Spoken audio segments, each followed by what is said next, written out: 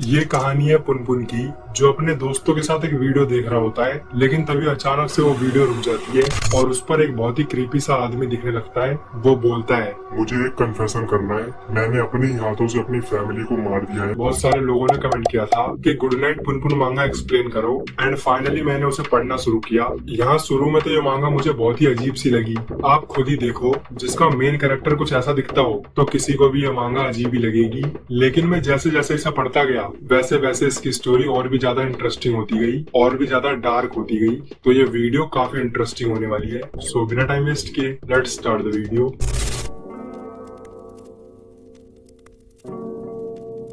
ओयासुनी Punpun, written and illustrated by Inio Asano. ये manga Punpun और उसके कुछ फ्रेंड्स के लाइफ स्ट्रगल्स को दिखाती है कि वो लोग लाइफ के अलग अलग स्टेजेस से कैसे गुजर रहे हैं। हमारा मेन कैरेक्टर है पुनपुन फुनियामा। अभी वो 5th ग्रेड में है। वो अपने मॉम और डैड के साथ रहता है एंड ऑब्वियसली उनका कैरेक्टर डिजाइन भी सेम ही है, बट हम रीडर्स उन्हें डिफरेंशिएट कर सके इसीलिए पुनपुन के फादर को हल्की सी मुस्टैच प्लस हेयर्स दिए गए हैं और उसकी मॉम को हेयर। एनीवेज, तो गुड नाइट पुनपुन का वर्ल्ड काफी बिजार है। यहाँ सभी लोग बहुत ही अजीब बिहेव करते हैं, उनकी हंसी अजीब है, उनके एक्शंस अजीब हैं और इन सबको और भी ज्यादा क्रीपी बनाता है इसका आर्ट वर्क। तो पुनपुन की क्लास में एक नए स्टूडेंट का ट्रांसफर हुआ है जिसका नाम है आइको तनाका। उसे देखते ही पुनपुन को लव एट फर्स्ट साइट हो जाता है एंड वो छुट्टी में उससे थोड़ी बहुत बात भी करता है। और जब वो अपने घर जाता है तो वो देखता है कि उसके मॉम और डैड आपस में लड़ रहे होते हैं। अब ये सब उसके लिए रोज का था। उसके मॉम और डैड हमेशा एक दूसरे से झगड़ते रहते हैं, तो वो चुपचाप अपने रूम में चला जाता है और एक प्रेयर बोलता है जो उसे उसके अंकल यूची ने सिखाई है।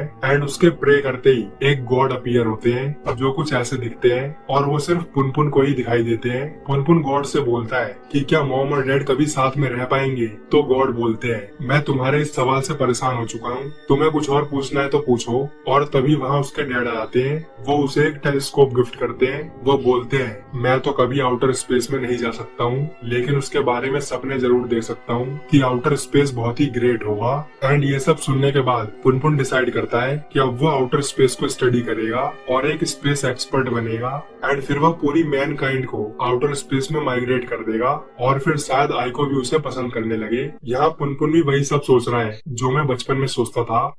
तो पुनपुन यही सब रात भर सोचता रहता है और अब अगली सुबह होती है। पुनपुन देखता है कि उसके घर की हालत बिल्कुल खराब हो रखी है, सारा सामान बिखरा हुआ है और उसकी मोम काफी इंजर्ड होके नीचे पड़ी हुई है। और वहीं पर उनके सामने अपने डैड को देख के पुनपुन समझ जाता है कि ये सब उसके डैड ने ही किया है। उसके मॉम और डैड की बहस इतनी आगे बढ़ गई कि उसकी डैड ने उसकी मॉम को पीट दिया, जिससे वो काफी ज्यादा इंजर्ड हो गई है। तो यहाँ पुनपुन भी वही करता है जो हर एक समझदार बच्चे को करना चाहिए। वो तुरंत पुलिस बुला लेता है एंड फिर उसके फादर को डोमेस्टिक वायलेंस के केस में अरेस्ट कर लिया जाता है और उसकी मॉम हॉस्पिटल में एडमिट हो जाती है। एंड इसी के चलते आगे चल के उन दोनों का डाइवोर्स हो जाता है। तो पुनपुन वही हॉस्पिटल में होता है जहाँ उसके अंकल यूइची यानी कि उसके मामा उसे लेने आए होते हैं, जिनके कैरेक्टर को डिफरेंशिएट किया गया है एक कैप देकर। तो क्योंकि अभी पुनपुन की मॉम काफी इंजर्ड है तो अभी वो कुछ दिन के लिए हॉस्पिटल में ही एडमिट रहेंगी।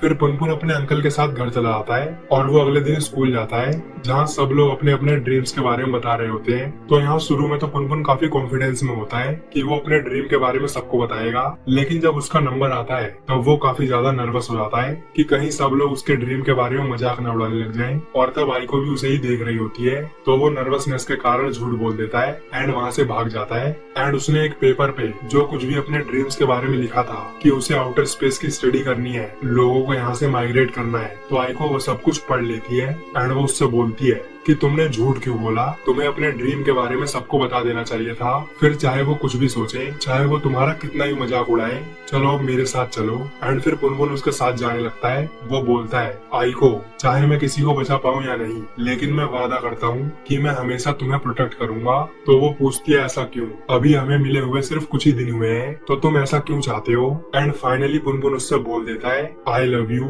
जो सुन के आइको एकदम खुश हो जाती है एंड वो उसे किस करके वहाँ चली जाती है। एंड ऐसे ही एक दिन पुनपुन अपने दोस्तों के साथ स्कूल से घर वापस जा रहा होता है तो उन्हें रास्ते में एक अडल्ट फिल्म की कैसेट पड़ी हुई मिलती है। और फिर क्या, वो लोग पहुंच जाते हैं पुनपुन के घर पर और वहाँ कॉर्न देखना शुरू कर देते हैं। लेकिन तभी अचानक से वो वीडियो रुक जाती है और उस पर एक क्रीपी सा आदमी आ जाता है। वो बोलता है, ये कैसेट तुम्हें मिलना कोई कोइंसिडेंस नहीं था, ये सब मैंने किया है। इस वीडियो को जरा सा भी फॉरवर्ड मत करना, मुझे एक बहुत ही इम्पोर्टेंट कन्फेशन करना है और वो ये है कि मैंने अपने ही हाथों से अपनी फैमिली को मार दिया है। आगे वो बोलता है, मेरे फादर ने अपनी पूरी लाइफ जॉब में डेडिकेट कर दी, मेरी मदर ने अपने बच्चों को काफी अच्छे से पाला और अभी पिछले ही महीने मेरी सिस्टर की शादी एक सिविल सर्वेंट से हुई है। तो मेरी फैमिली में सब कुछ अच्छा चल रहा था। लेकिन थोड़ा ध्यान से सोचो, आखिर ये खुशी कितने दिन की है? उन्हें कभी भी कोई बीमारी हो सकती है, उनका कभी भी एक्सीडेंट हो सकता है या फिर क्या पता कोई नेचुरल डिजास्टर ही आ जाए तो उनकी ये सारी खुशियाँ चली जाएंगी। आगे वो बताता है कि जब मेरे फादर रिटायर हुए तभी उन्हें कैंसर हो गया। अब किसी भी दिन उनकी हालत खराब हो सकती है, किसी भी दिन वो मर सकते हैं। तो क्या सच में ये कोई खुशियों के पल है? और यही सब सोच सोच के मैं बहुत ज्यादा दुखी हो गया था और इसीलिए मैंने अपनी पूरी फैमिली को मार दिया, मैंने उन्हें मुक्ति दे दी। और ये सब बोलते बोलते वो डांस करने लगता है, जो देख के पुनपुन और उसके सारे दोस्त वो सब भी नाचने लगते हैं। तो फिर वो आदमी अचानक से बोलता है कि अब ध्यान से सुनो, के टाउन रोड की तरफ एक अबेंडन फैक्ट्री है, मीसो फैक्ट्री। मैंने वहीं पर अपने फादर, मदर और सिस्टर इन तीनों की बॉडी छुपाई है। तो अब मैं चाहता हूँ कि तुम लोग वहाँ जाओ और उन बॉडीज को ढूंढ के मीडिया में लीक कर दो, यानी कि मीडिया वालों को सब कुछ बता दो। इसके बदले में मैंने तुम्हारे लिए वहाँ पैसे भी रखे हैं। और हाँ, जब तक तुम लोग ये वीडियो देख रहे होगे तब तक मैंने अपनी भी जान ले ली होगी।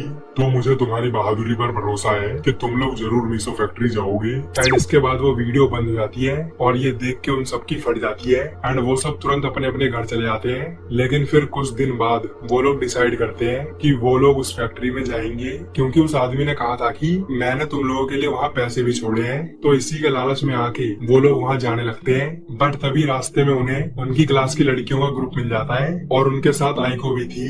वो इनसे पूछती है कि तुम लोग कहाँ जा रहे हो? तो ये सब झूठ बोल देते हैं कि हम ट्रूथ और डेयर खेलने एक फैक्ट्री में जा रहे हैं। और क्योंकि उनके साथ पुनपुन भी था तो आइको भी उनके साथ चलने के लिए बोलने लगती है। और भाई अपने पुनपुन को तो उससे प्यार है तो वो बेचारा कैसे ही मना कर सकता है। एंड फिर क्या, आइको, पुनपुन और उसके 4 दोस्त वो सब लोग पूछते पाछते मीसो फैक्ट्री पहुंच जाते हैं। एंड क्योंकि वो बिल्डिंग अबेंडन है तो वहाँ कोई भी नहीं होता है। लेकिन तभी उन लोगों को किसी के आने की आवाज सुनाई देती है और ये एक लड़की थी।